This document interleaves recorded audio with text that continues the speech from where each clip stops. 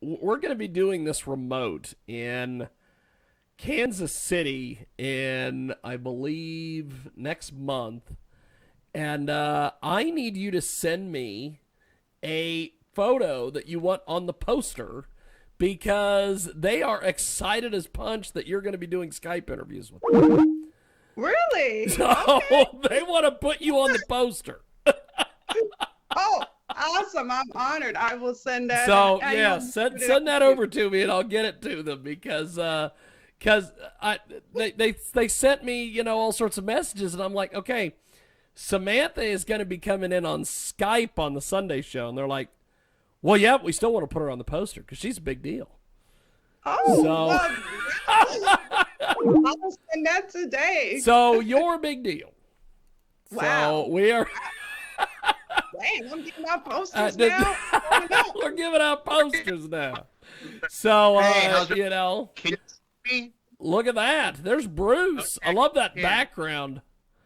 Yeah, it's high society over here. Hey, how are you, sir? I'm all right. Are you able to reach Frank? I am attempting that. Okay, I wanted to make sure I could get you on first here. Okay. Neither of us have used Skype in about 5 years, so that's the thing. It was like a whole relearning deal. I wasn't even sure it still existed, so. Yes, I'm so glad that it still exists because I can't stand Zoom. Okay, so is there any way you can add him on your end? And then he'll come in here with us because I think you can go up to the thing that says add people to the call. I am looking for that. Pretend I'm not here if you can see Oh, me. Yeah, my wife is going to try to help out. Hey, that's just that's fine. That's fine. If it wouldn't be from that would be add person right there. There we go. If it wouldn't be for my wife, I sometimes wouldn't have this show because she saves my ass on many occasions. So we all can't be like Samantha who just does it all. The announcer for the local roller derby, so that's kind of okay. So it says calling Frank right there. Here we go. It looks like we're dialing him up. The local roller derby. Flip-flop on. I'm hiding again. Maybe you got your suicidal tendencies hat. That's pretty cool. Oh gosh. There he is. Frank, how are you, sir? Hey, hold on. Let me throw my headphones on. He's going to put headphones on, which is always good. Yeah. Well, see, Samantha had headphones on earlier, and we couldn't hear her talk, so she had to take hers off. Yep, take mine off for Sunday. By the way, Samantha, your hair is fantastic today. Thank you. Appreciate it. And Bruce, you're not bad yourself there, baby. I know. I was going to say, I'm actually I'm getting my first haircut in 18 months on Tuesday. Well, look at that. I'm lucky I made it this long. You made it this long. Look at that. So, Bruce, give us a little bit on your guys' background, and then we'll talk a little bit about the band here.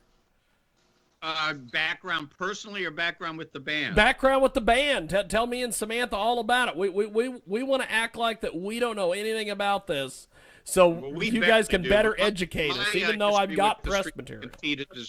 My history with the Street Walking Cheetahs is rather bizarre because in the late 90s, I worked at an indie label called Triple X Records.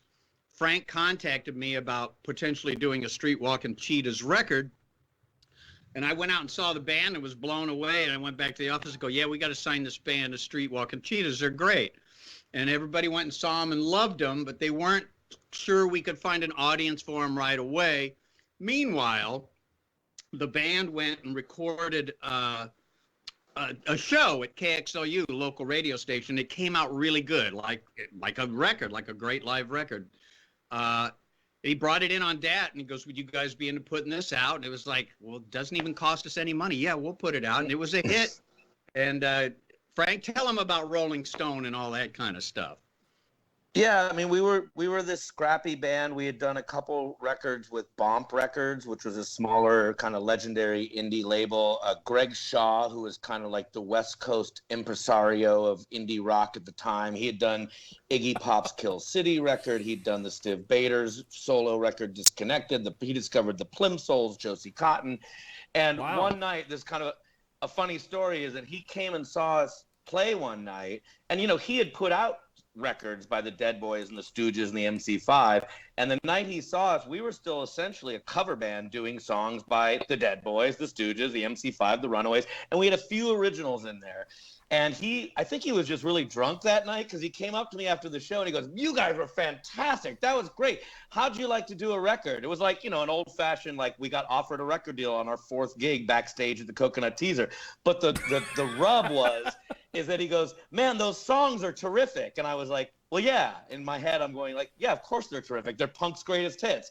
And he was like, "You guys, you got more songs like that too." And I realized that he thought we wrote Cherry Bomb and I Want to Be Your Dog. At least at that moment, he was just baffled. He goes, "You guys can write more hits like that?" And I go, "Oh, well, sure we could, Greg." And I went backstage to the band and I went, "Well, we have good news and bad news. The good news is we just got signed to Bomp Records." They're like, "Oh my God, that's incredible. What's the bad news?" I go, "Well, we have to immediately write an entire album, and it's got to basically be at the level of the Stooges and the MC5. And they're like, "What?" Frank, it was Greg that saw you, not Patrick? No, Greg saw us and then passed us on to Patrick Boisel. Yeah, Patrick Boisel. I was going to chastise you for not doing the French accent. Well, I didn't want to make fun of French people. Let's keep. Oh, it don't cool worry these about days, it. I make fun of all the different races on this program. Samantha's heard me do a Chinese voice. She's heard me do all sorts of things, and she does just that. She shakes her head in disapproval. Yeah, I was gonna say she looks like she's like, "Oh God," and again with the Chinese voice. Right, like, Johnny Kim. He's got a. We always got to talk about my friend Johnny every once in a while in this program. Oh, Ziggy. But so I'll fill you guys in a little bit on this. I used to book for a local promoter by the name of Johnny Kim, and he was, your strong traditional Asian male, and he never could pronounce Jiggy. He always called me Ziggy. And so, we just, every once in a while, I always have to break out a Johnny thing. So, yes, if you need to do an impression, go right on ahead, my friend. Well, thank you. Now allow me to make fun of French people. Okay, let's go. But anyways, essentially what happened was we did a couple records for Bomp, and then that was just kind of the end of that story. And then I had met Bruce Duff, and I sent him we were talking about doing a record, and I sent him that live record. And the funny thing was that we had already made 2 studio records that just, they came out, they got some press, but they didn't catch on. And then, like Bruce said, we made this record that was just live in a room on a radio station, blasted through our whole set at the time. And that was the record that ended up getting us in Rolling Stone and Spin, and we got in all the guitar mags, and we got a booking agent, and suddenly we were out on the road with Reverend Horton Heat and Fishbone and Super Suckers and Turbo Negro. Wow. And literally, it wasn't like we suddenly were selling 1 million records, but considering we were playing, bars to 30 people, and then suddenly we're like being called the best punk band in the land by Rolling Stone and on tour playing like House of Blues in theaters, all of a sudden we were like, I think we're doing okay. I think we're doing okay. That is awesome. Yeah. So Samantha, I know you've probably got some questions for these guys because it seems like they've been around the world twice. Yes, they have. Well, are y'all going to go around the world again once this pandemic ends? I mean, it's a weird thing because we made this record right before COVID, and then we were lucky because all we had to do was mix it during COVID, which was a lot easier than trying to make a whole studio record. Yeah, we did some vocals, but it was stuff that we could finish up without having to all get like 5-6 people in a room together.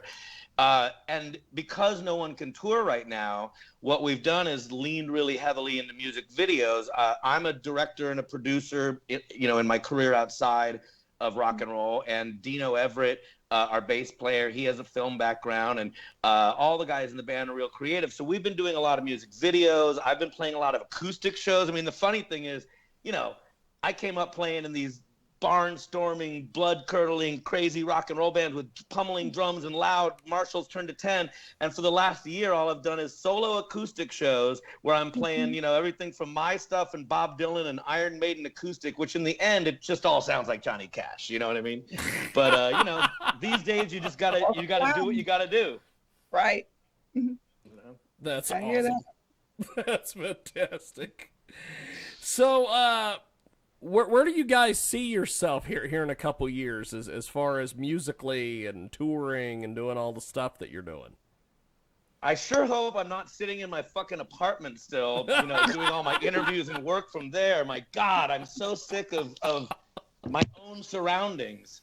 But I don't know, Bruce, where do you see us going after this? I mean, the record's been out 3 days, so it's a little hard to gauge, but the reaction to it so far has been super positive. I never really feel good until I see one really, really bad review, just so I know we're not being jived. But so far, everything's been really up.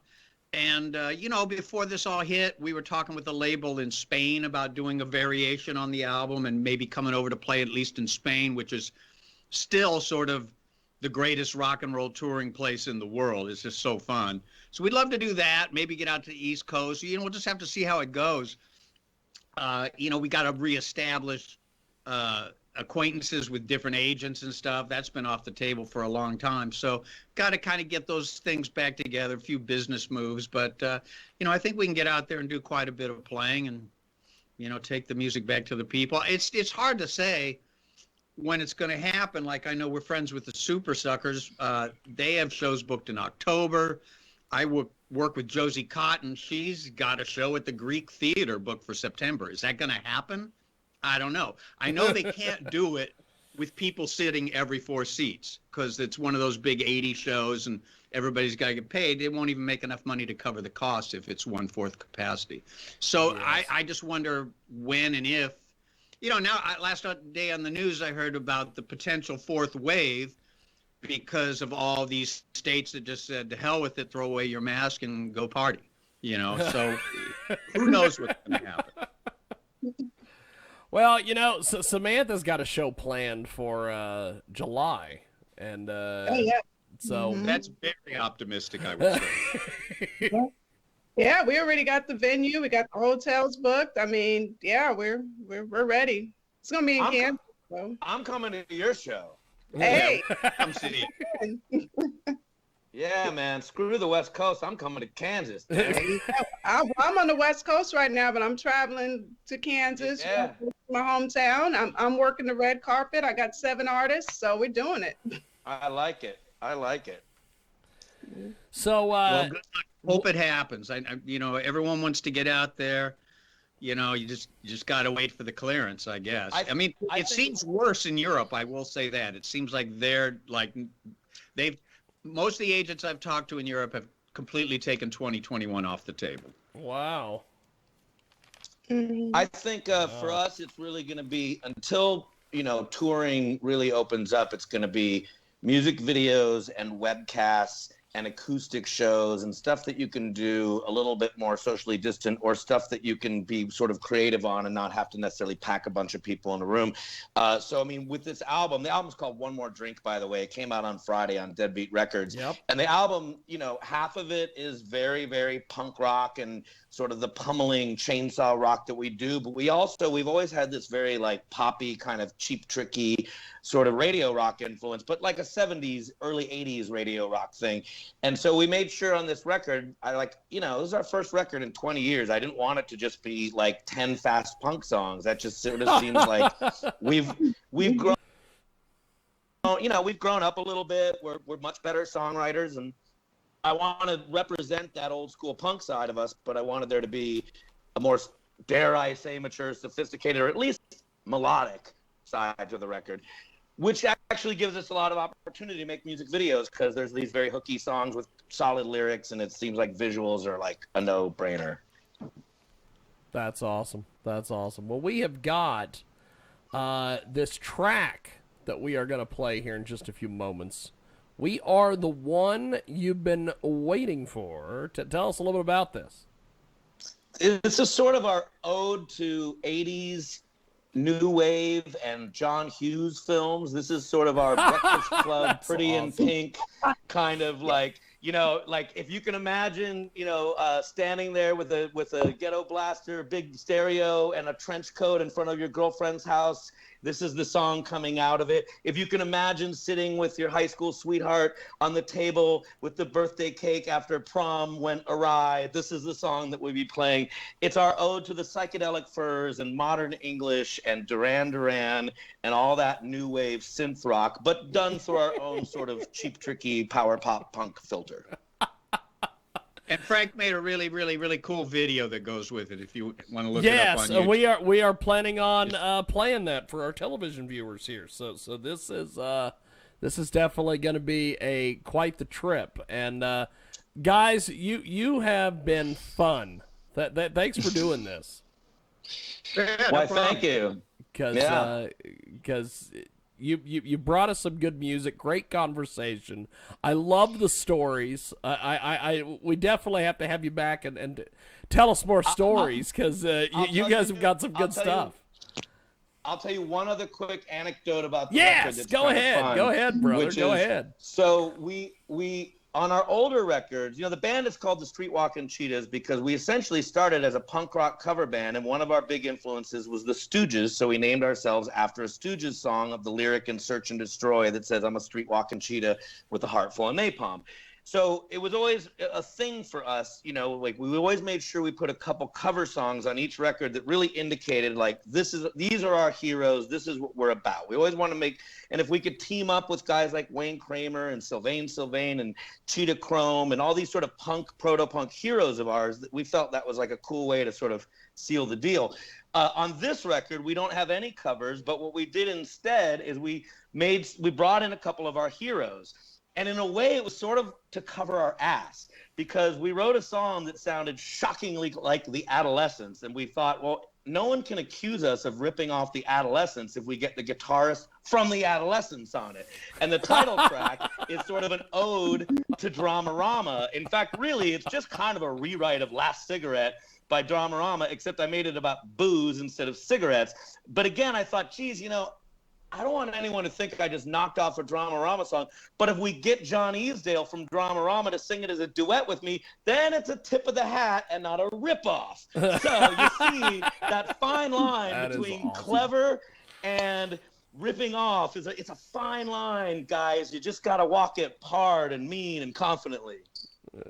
And the other guest we have is Paul Rossler, keyboard player who seems to end up on everybody's records because he runs a studio where we record, and keyboard's right there. Hey, Paul, how about, what if an organ was here? And he'll just do it for you. So he's on 4 songs too. And in fact, when I close the laptop here, I'm heading over to his studio today. Awesome. Well, gentlemen, I appreciate you doing this. We are going to go play this music video and the song. And Samantha, I will talk to you after we get done with this. And Frank and Bruce, thank you guys. Thank you. Good luck with your show, Samantha. Thank you. Appreciate it. LA. We'll see you at the Redwood.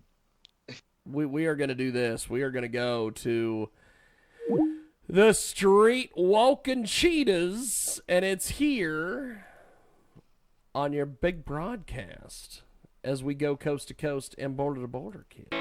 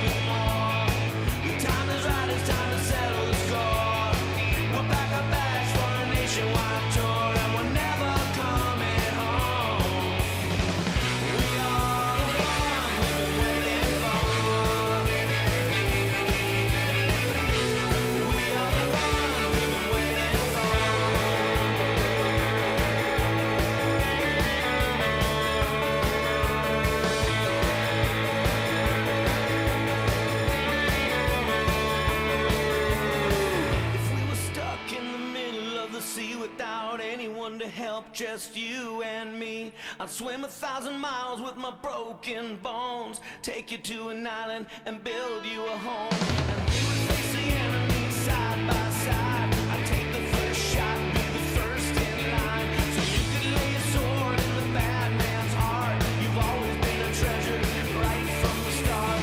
We are the ones we've been waiting for. We are the ones we've been waiting for. We are the ones we've been waiting for. We are the ones we've been waiting for. We are the ones we've been waiting for. We are the ones we've been waiting for. We are the ones we've been waiting for.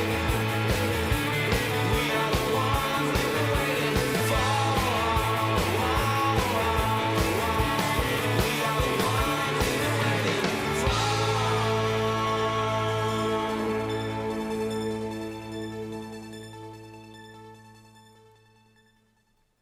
Wow. The Street Walking Cheetahs. One more drink. The LP, the CD, it is out now on Deadbeat Records.